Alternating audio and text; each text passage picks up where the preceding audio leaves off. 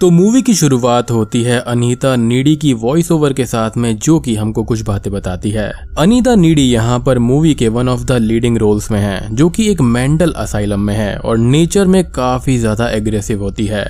Asylum के अंदर एक नर्स उसको खाने के लिए पूछती है, लेकिन नीडी उसको मारने लगती है और उसके ऊपर स्पिट भी करती है और बीच में आने वाले गार्ड्स को भी मारने लगती है।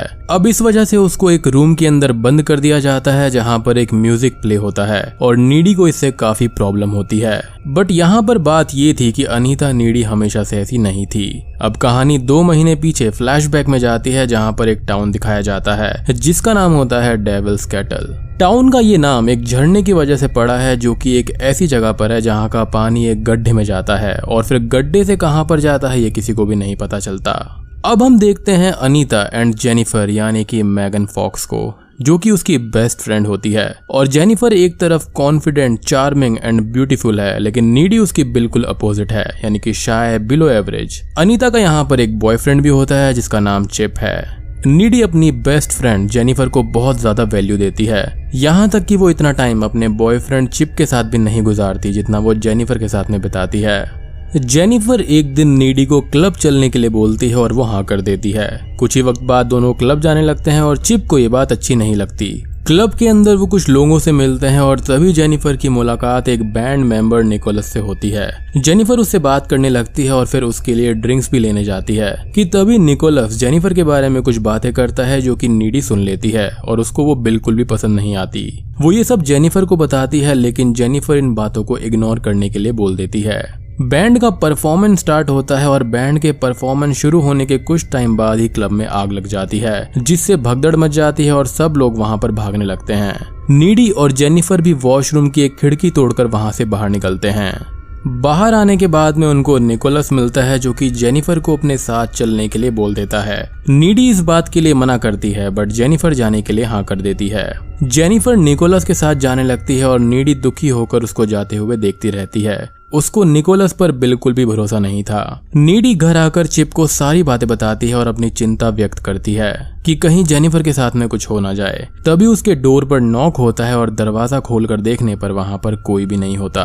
तो वो दरवाजा बंद करके जाने लगती है कि तभी उसको घर के अंदर से आवाजें आने लगती हैं। वो अंदर जाकर देखती है तो उसको खून से लथपथ जेनिफर वहां पर दिखाई देती है, जो कि क्रीपी सी स्माइल देती है और फिर फ्रिज के अंदर जाकर कच्चा मीट निकाल कर खाने लगती है और जानवरों की आवाज में चीखती है एंड वो एक ब्लैक वॉमिट भी कर देती है, जिसके चलते वो वहां से चली जाती है। अगली सुबह नीडी स्कूल में बैठकर पिछली रात की बातों को सोच ही रही होती है कि तभी वहां पर जेनिफर आती है, जो कि पूरी तरह से नॉर्मल थी। दोनों रात की बातों पर बहस करने लगते हैं कि तभी प्रोफेसर क्लास में आते हैं और पिछली रात मारे गए लोगों के बारे में बात करने लगते हैं। जेनिफर सब कुछ सुनते हुए हंसने लगती है और नीडी को ये सब बात बहुत अजीब लगती है। नीडी ये सब जाकर चिप को बताती है। तभी हम ये देखते हैं कि स्कूल की फुटबॉल टीम का कैप्टन जोन्स ग्राउंड में खड़ा हुआ होता है, जो कि अपने दोस्तों की मौत से बहुत ही ज्यादा दुखी था। तभी जेनिफर उसके पास में आती है और उसको दिलासा देने लगती है और उसको बहला फुसलाकर जंगल में ले जाती है। जंगल में जेनिफर जोन्स को सिड्यूस करने लगती है और जंगल के बहुत सारे जानवर आकर उनको देखने लगते हैं और जोन्स को ये सब थोड़ा सा अजीब लगता है। और तभी जेनिफर के दांत बड़े बड़े हो जाते हैं और वो एक इविल क्रीचर में बदल जाती है, जिसके बाद वो जोन्स को मार डालती है। और जोन्स की चीख को सुनकर प्रोफेसर वहां पर आते हैं और जोन्स की आधी खाई हुई लाश को देखकर डर जाते हैं, जिससे वो पुलिस को इन्फॉर्म करते हैं। रात के वक्त नीडी और जेनिफर फोन पर बात कर रही होती है कि नीडी टाउन में हो रही चीजों से काफी परेशान है और जेनिफर को इन सब से कोई भी फर्क नहीं पड़ता। तभी जेनिफर अपनी जीप को लाइटर से जलाती है और हम ये देखते हैं कि उसको आग से कुछ भी नहीं होता और जेनिफर खुद को गॉड बताती है।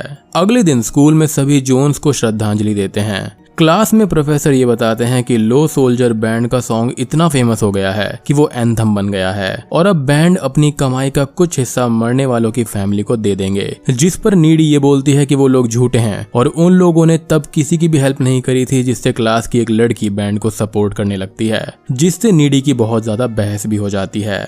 अब क्लास के बाहर कॉलिन नाम का एक स्टूडेंट जेनिफर को मूवी डेट के लिए पूछता है और जेनिफर उसको कहीं और ले जाने की बात करके वहां से चली जाती है। रात में जेनिफर कॉलिन को एक अंडर कंस्ट्रक्शन घर में बुलाती है और कॉलिन वहां पर चला जाता है, लेकिन वो ये नोटिस करता है कि जेनिफर की आंखों का कलर चेंज हो गया है और वो काफी डर जाता है, लेकिन जेनिफर उसको मार डालती है और उसका मांस भी खाने लगती है।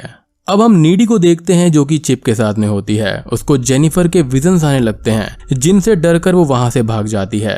रास्ते में उसको जेनिफर दिखाई देती है जो कि उसकी कार पर जंप भी करती है। नीडी इन सब चीजों से बहुत ही ज्यादा डर जाती है और घर जाकर वो सोने लगती है, बट तभी जेनिफर उसके पास आ जाती है। जेनिफर के इस सारे बिहेवियर से वो काफी ज्यादा डरी हुई थी, तो उसी वक्त जेनिफर उसको उस रात की सारी बातें बताती है कि जिस रात क्लब में आग लगी थी वहां पर ये सब हुआ था। और दोस्तों, अब यहाँ पर खुलते हैं असली पत्ते। असल में निकोलस एंड उसका बैंड जेनिफर को उस रात झरने के पास लेकर जाते हैं, जहां पर वो अपने बैंड की सक्सेस और फेमस होने के लिए जेनिफर को सैक्रिफाइस करने वाले होते हैं। निकोलस जेनिफर से ये पूछता है कि क्या वो वर्जिन है। जेनिफर डरकर झूठ बोल देती है कि हाँ, वो अभी भी वर्जिन है।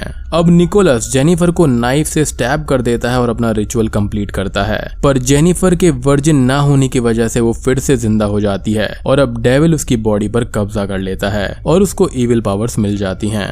बेसिकली यहाँ पर होना ये था कि अगर जेनिफर यहाँ पर वर्जिन होती तो उसके सैक्रिफाइस के बदले में निकोलस को सक्सेस मिल जाती, लेकिन यहाँ पर हुआ ये कि उन लोगों को सक्सेस तो मिल गई, बट यहाँ पर उसके वर्जिन ना होने की वजह से उसको डेविल ने पजेस कर लिया। लेकिन अभी भी यहाँ पर एक ट्विस्ट है जो कि थोड़ी देर में खुलेगा।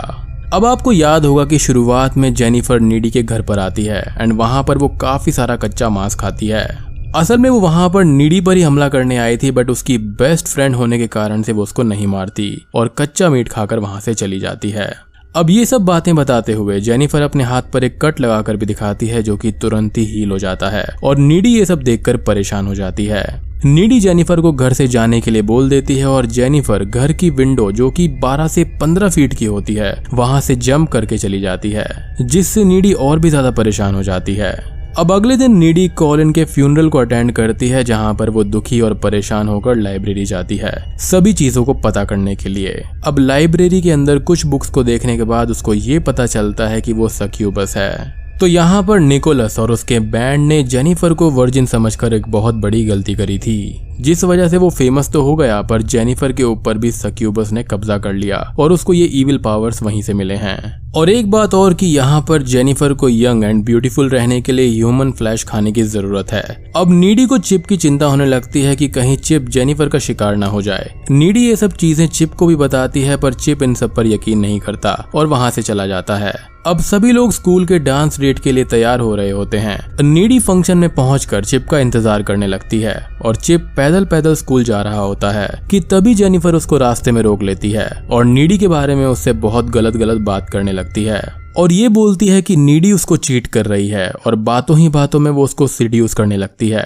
अब जेनिफर चिप को लेकर एक पुराने घर में चली जाती है और दूसरी तरफ नीडी परेशान होकर चिप को ढूंढने के लिए निकल जाती है, ऐसे वो स्कूल में नहीं आया था। जेनिफर चिप को सीड्यूस करती है, पर चिप को ये सब अच्छा नहीं लगता क्योंकि वो नीडी से काफी प्यार करता था। तभी वहां पर नीडी आ जाती है और जेनिफर उन दोनों पर हमला करने लगती है, जिससे चिप की वहीं पर डेथ हो जाती है और जेनिफर वहां से भाग जाती है। नीडी इन सबसे पूरी तरह टूट जाती है और वो जेनिफर के घर जाती है और उस पर हमला करने लगती है और दोनों के बीच में लड़ाई होती है।